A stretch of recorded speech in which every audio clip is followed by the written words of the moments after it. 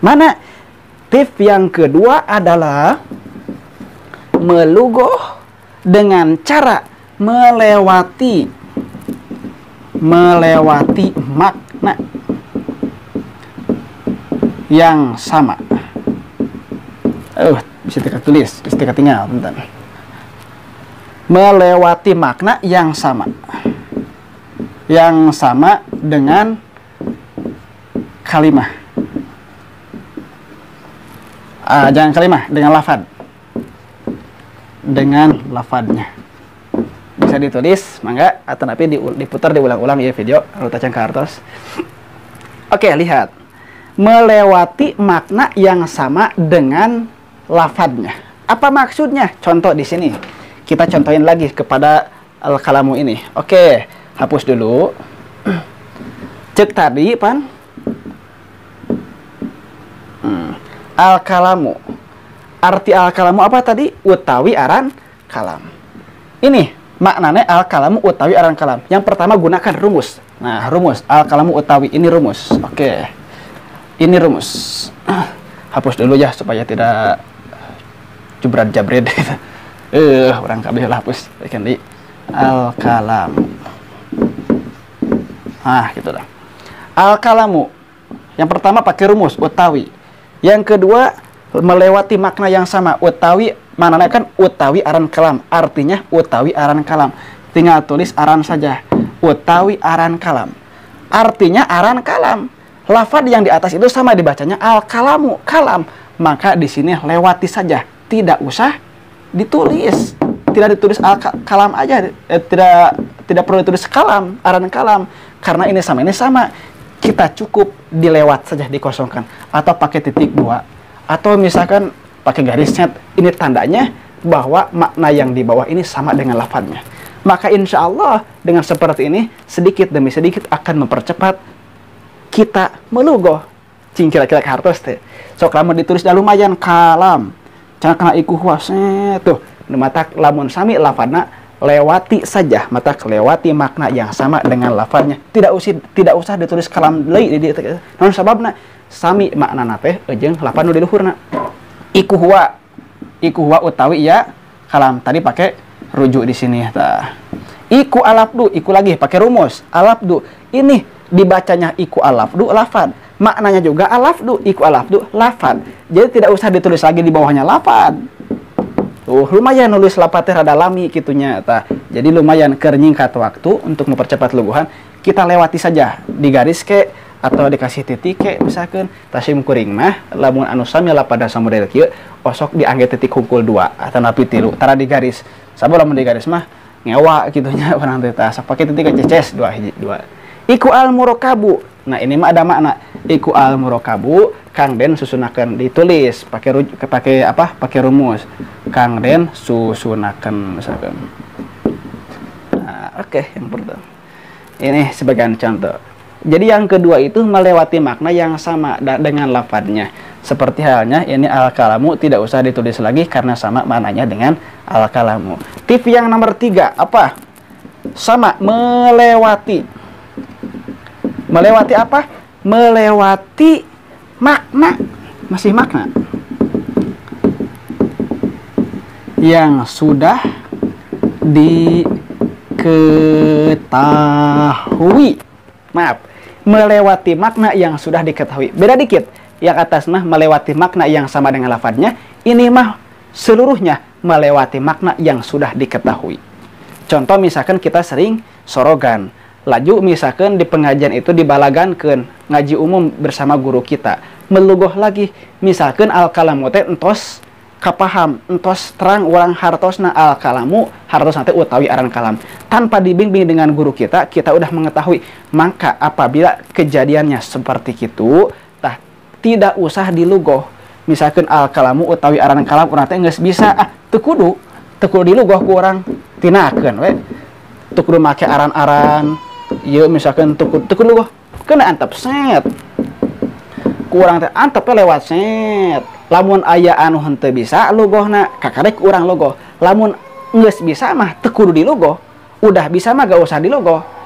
Namun meskipun kita itu sudah mengetahui maknanya, kayak tadi ya dilewat maknanya, akan tetapi saya sarankan bahwa ketika ada rumus yang harus digunakan, gunakanlah rumus. Contoh misalkan al-kalamu utawi aran kalam. Kita udah mengetahui misalkan makna al-kalamu ini sudah maklum, tidak usah diluguh lagi. Tetapi utawinya harus dibawa di sini. Utawi aran kalamnya gak usah, dikarenakan kita sudah mengetahui maknanya.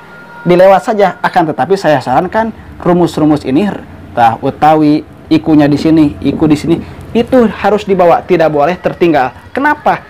Nah, ini buat tadi teh untuk menjadi rujukan bahwa apabila kita misalkan lupa ketika kita mutolaah di kobong atau di rumah, al-kalamu ini sebagai apa sih? Kumaha macana al-kalamu bisi hilap. Nah, tinggal di dia. Sabab yari ieu teh mengandung rahasia mubtada teh. Jadi kita bisa membaca dan bisa mengetahui apa kedudukan lapan al-kalamu ini dengan adanya utawi. Kalau maknanya sudah mengetahui, kayak tadi, tidak usah ditulis, dilewat saja. Mau ini mah dikosongkan, atau di titik-titik, atau di garis, atau gimana lah pokoknya, tidak usah. Kenapa? Yang pertama tadi bahasan kita supaya mempercepat luguhan kita. Oke, poin yang nomor 4. Poin yang nomor 4 adalah supaya teknik atau cara kita itu bisa meluguh secara cepat, tepat, ngabelesat seperti kilat adalah dengan cara memahami. Aduh, posisi nulisnya enakan itu. Salah sama tulisan simkuring teh henteu kacak teuing sapertos kieu nya, da simkuring sanes dokter gitu nya, bukan aksara dokter. Tapi itu kumargi posisi cari untuk enakan jadi seperti kieu. Aduh, cari kanan goreng mah goreng we berenang. Memahami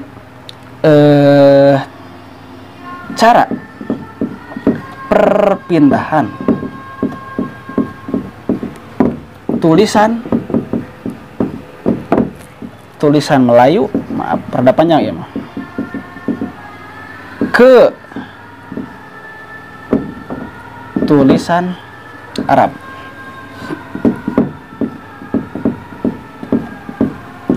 Ke tulisan Arab. Garis bawahi ini. Tulisan Melayu ke Arab. Mana contoh perpindahan tulisan Melayu ke Arab ini? Contoh kayak tadi al-kalamu, arti al-kalamu kan tadi utawi aran kalam. Nah, utawi aran kalam. Nah, ini Arab ini kan bahasa Jawa.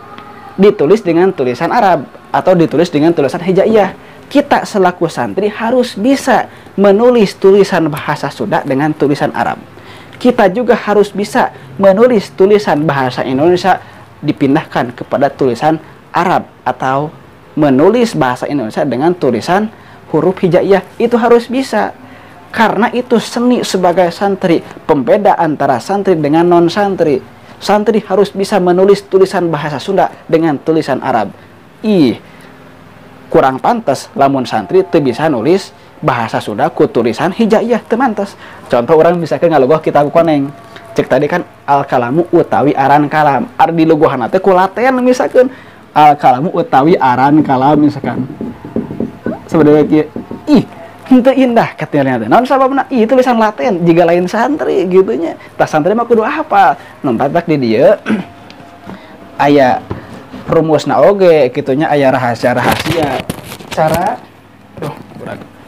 aya rumusna oge, cara-cara ayeuna urang menyalin tina tulisan Sunda jadi tulisan Arab. Lumantak punten di dalam Indonesia kan ada huruf abjad. A sampai Z, atau huruf vokalnya ada A, I, U, E, sama O. Nah, A ini bagaimana sih cara menulis A dengan tulisan hijaiyah? Nah, A ini adalah alif ketika mendapatkan harkat fathah. I ini adalah huruf iya mati ketika sebelumnya ada huruf yang diharkati dengan apa ini? JR atau kasroh. U itu adalah huruf waw yang mana sebelumnya itu ada huruf yang berharakatkan domah. E sama iya Iya mati, ini iya mati. Iya mati apabila sebelumnya ada huruf yang berharakat fathah atau jabar. Kalau o, waw mati apabila sebelumnya ada huruf yang berharakat fathah atau jabar. Nah, ini hurufnya sama. Maaf, ini hurufnya sama. Ini dengan ini. Waw dengan ini sama. Akan tetapi beda harokat, tata cara pembacanya juga beda. Kalau misalkan ini menulis bahasa Indonesia atau bahasa Jawa atau bahasa Sunda dengan huruf hijaiyah, berbeda dengan Al-Quran. Al-Quran itu ketika ada huruf waw, maka sebelumnya itu ada huruf yang berharakat misalkan fathah, seperti ini. Nah, kalau di dalam Al-Quran misalkan di dalam Al-Quran ada huruf alif di fathah, wawunya mati, dibacanya bukan o tapi au. Tapi kalau di dalam bahasa Sunda atau misalnya bahasa Jawa atau Indonesia, ketika ada waw mati sebelumnya ada huruf yang berharakat fathah, maka dibaca jadi o. Ini dibaca jadi o, bukan au. Ini bahasa Melayu, o Melayu. Melayu. Kalau au, ini au. Ini bahasa Arab, Al-Quran. Bahasa Arab an-fasihat, au dibacanya. Seperti iya atau misalkan iya di sini. Oke, kita hapus, ini hapus. Atau ada iya. Iya mati. Sebelumnya ada huruf alif di fathah. Nah, kalau bahasa Al-Quran ini dibacanya ai. Kalau bahasa Melayu bahasanya ae. Batak di dalam surat Al-Fatihah goiril magdu. Jangan dibaca goiril.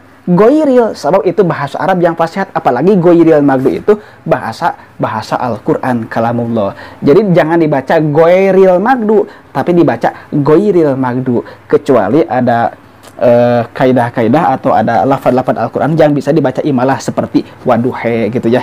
Itu mah ada syarat-syaratnya gitunya. Nah, itu perbedaan. Nah, jadi apabila kita sudah paham bagaimana tata cara menulis bahasa Melayu dipindahkan dengan bahasa atau tulisan Arab atau tulisan hijaiyah, maka itu akan mempercepat pula kepada mulugoh kitab kuning atau kitab gundul hadis atau Al-Quran.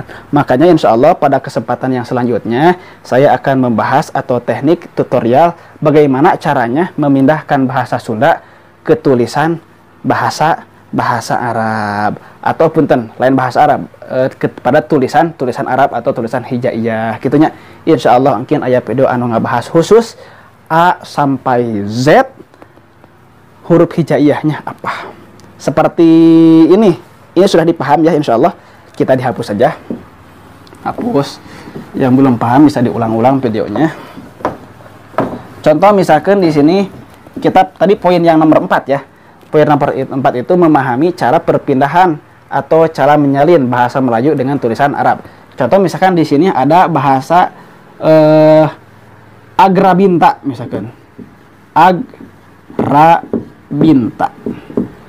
Agrabinta ini kan nama tempat, nama sebuah kota atau sebuah kampung, atau misalkan Yogyakarta, atau ini Agrabinta. Ini kalau ditulis dengan Latin seperti ini, tulisan huruf abjad Agrabinta. Kalau dipindahkan dengan bahasa atau tulisan Arab atau tulisan hijaiyah seperti gimana? Ayo. Agrabinta seperti ini. Maaf, kurang lebih. Agrabinta. Agrabinta. Agrabinta bisa pakai hamzah di sini.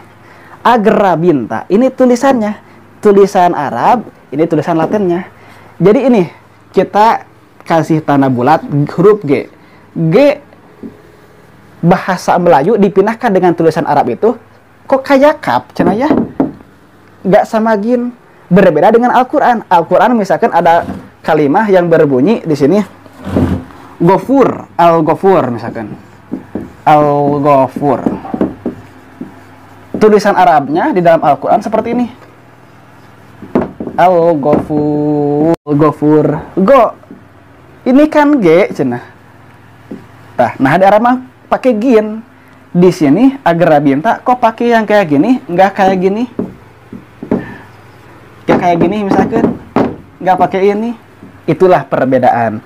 Bahwasanya G Al-Quran G Al-Quran itu adalah ghin. Tapi kalau G Melayu itu adalah kap titik 3 di bawah atau titik 1 di atas. Itu perbedaan. Insya Allah itu merupakan gambaran. Insya Allah video selanjutnya saya akan membahas atau memuatkan bagaimana caranya menulis tulisan Melayu atau tulisan Jawa, Sunda, Indonesia ke dalam tulisan Arab seperti itu. Insya Allah ada rumus-rumusnya. Eng bagaimana, C bagaimana, G bagaimana, dan yang selanjutnya insya Allah. Nah insya Allah apabila kita sudah memahami ini, bagi santri khususnya bagi santri, insya Allah bulughah kita akan cepat gitunya dibandingkan dengan menggunakan laten gitunya insya Allah.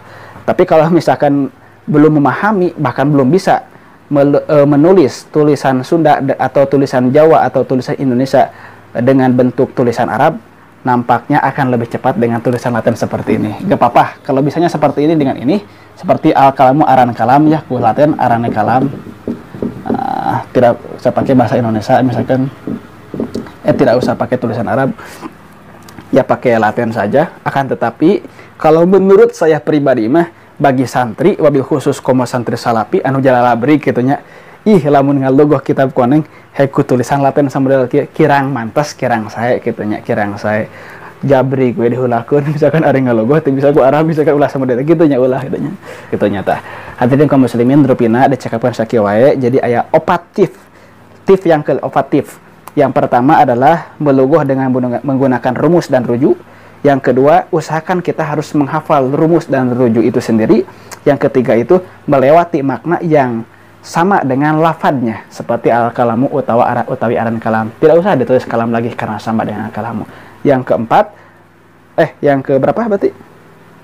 Yang keempat berarti melewati makna yang sudah kita hafal atau sudah kita ketahui. Dan yang terakhir, yang kelima itu adalah memahami dan bisa atau menguasai atau bisa menulis atau memindahkan tulisan bahasa Melayu, Jawa, Indonesia sama Sunda kepada tulisan Arab atau tulisan huruf hijaiyah. Rupina kang sementawis dicekapkan sakieu bae, insyaallah suatu saat nanti atanapi enjing irhawe urang lajengkeun. Namun insyaallah enjing sonten bade aya livula kitunya bakal dikapotong rupina ku pembahasan kitab Jurumiyah. Tah kitu nu kapihatur live insyaallah jam 4 sonten sambil ngabuburit dugikeun ka selesai. Lamun sonten lamun wengi nama urang live di IG insyaallah IG sim kuring Mamat El Qurtub MZ. Anu teu acan follow mangga wae follow. Sakitu nu kapihatur billahi taufiq wal hidayah. Assalamualaikum warahmatullahi wabarakatuh.